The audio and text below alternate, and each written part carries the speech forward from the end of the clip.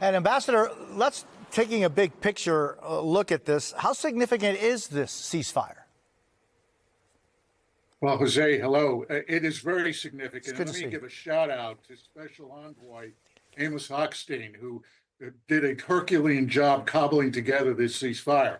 What the Biden administration, of course, hopes is that this ceasefire, if it is durable and is able to preserve a return of civilians, not only from southern Lebanon to southern Lebanon, but also civilians back to their communities in northern Israel, that it can leverage this to force Hamas back to the negotiating table and reach some sort of ceasefire agreement in the south.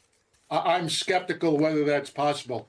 Israel has already declared that it will not cease hostilities in Gaza, notwithstanding the cabinet's agreement to begin withdrawal of IDF forces from southern Lebanon, number one. And number two, ultimately, then the issue is what will Iran do to thwart the ceasefires? All roads lead to Tehran, Jose, and until Tehran ceases and resists further rearming Hezbollah and Hamas, I'm afraid that this truce may not last very long. Mike, yesterday, President Biden said the U.S. will help ensure this ceasefire is enforced. What could that look like? Well, Jose, a key part of the negotiations that led to this deal began, in fact, just days before the presidential election here in the United States. Amos Hochstein, mentioned by the ambassador there, was summoned to Israel by the Prime Minister Benjamin Netanyahu to say essentially that after months of hard work diplomatically by the United States, not just to bring about a deal, but to prevent this situation from escalating further, the Prime Minister said he saw a window of opportunity to get to that deal. So what followed was intensive negotiations that included a role for the French, President Biden speaking on Friday by phone with French President Emmanuel Macron to talk about the ways in which those two countries would add to an existing mechanism to be sort of an intermediary should potential violations of this ceasefire occur. Now, this is going to take 60 days to get into a place, but it's a part of a deal that the president hopes is durable, as he laid out yesterday when he spoke about this from the Rose Garden. Take a listen. The fighting across the Lebanese-Israeli border will end. Will end. This is designed to be a permanent cessation of hostilities. If Hezbollah or anyone else breaks the deal and poses a direct threat to Israel, then Israel retains the right to self-defense, consistent with international law. Now, the president making those comments just before leaving the White House to travel here to Nantucket. He also insisted that no U.S. boots would be on the ground, although U.S. officials later did say that they would play a role in offering assistance to the Lebanese army, which certainly needs that assistance. Now, we also learned this morning from National Security Advisor Jake Sullivan that he was briefing the incoming Trump administration team about the parameters of this deal as it came together. Ultimately, it will fall to them if this deal remains in place by the January 20th to continue to play that supporting role. Ambassador, how much of a factor was Israel's systematic destruction of Hezbollah infrastructure in making this deal possible? No doubt about it. And that is one of the reasons why there's such conjecture within the Israeli public whether or not the ceasefire deal was a right deal to do at this point in time, because the IDF was already on the cusp of doing significant and major damage to Hezbollah's military capability.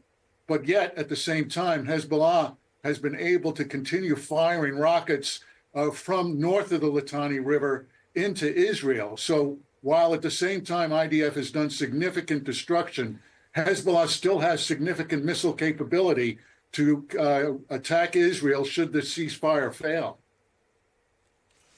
Mike, President Biden also spoke about the continued fighting between Israel and Hamas.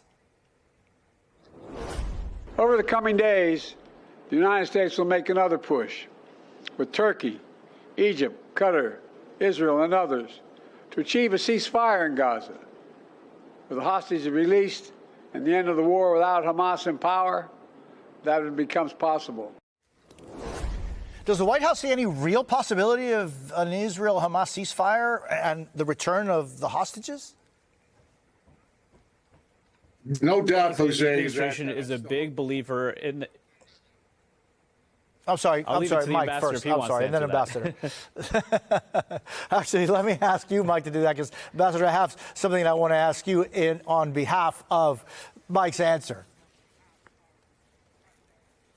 Sure thing, Jose. Well, the White House is a significant believer in the power of momentum, and they do hope that this is the beginning of further momentum in the region. There has been no greater political toll, perhaps, on this administration over the past year than the crisis in Gaza. And in 54 days, of course, the president is going to be continuing to devote his full effort. Jake Sullivan saying that work begins this morning to get to that ceasefire agreement. One of the reasons why there is optimism, Jose, is because a key breakthrough in getting to this agreement was that Hezbollah in Lebanon agreed to no longer delink a potential ceasefire with a similar arrangement in Gaza. To the U.S. officials, that means it only shows that Hamas is further isolated in that situation. They had been the main barrier to an agreement, and they think that now there will be continued progress. The other piece, Jose, that is so important to this administration is getting input from other regional stakeholders to have a plan now to rebuild Gaza after a ceasefire were to come into place. That is also a key ingredient of what the president hopes to do in his final weeks in office. And so, Ambassador, taking off of what Mike was just telling us and your comments earlier about the influence of Iran in all of this, they remain that same regime that has been in power since 1979 with the same objectives and mission statements. Is there any possibility of any true peace or even recognition while Iran remains the same? No, there's no doubt that, unfortunately, the Biden administration never really had, over its 4 years, a coherent policy on what to do about Iran's continuing terrorism, not only against Israel, but against United States forces in the Middle East.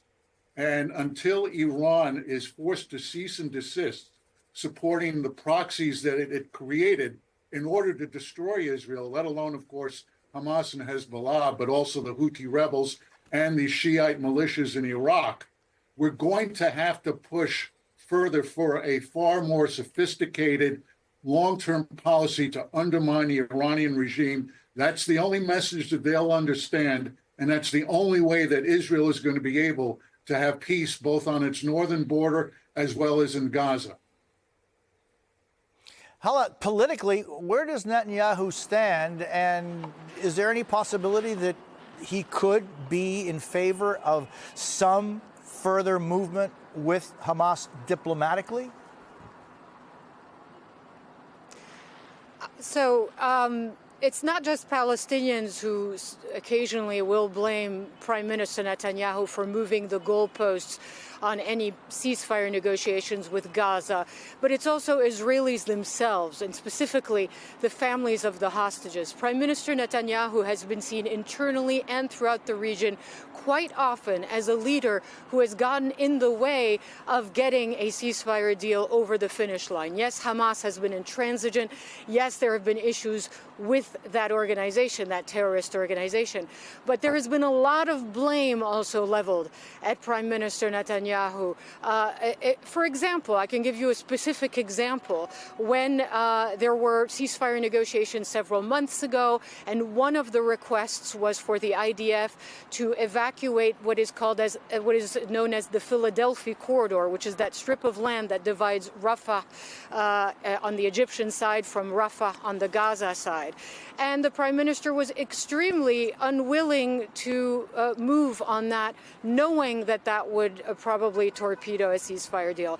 Now, as far as whether he is willing to use the momentum that has been gained through this ceasefire deal with Hezbollah, well, we just need to listen to what the Prime Minister himself told his countrymen and women yesterday in his address. And he said, for me, the war is not over. For Israel, the war is not over until we completely defeat Hamas. And completely defeating Hamas is something that is an extremely tall order, as many military military experts will tell you a Hamas insurgency will continue for a long time, even if the military rocket, if you will, capabilities of the group have been neutralized. So there you have your answer, sort of in a longer-winded way, perhaps, than you would like to. But essentially, it seems very unlikely that there will be a ceasefire deal between Hamas and Israel, at least in the next 54 days.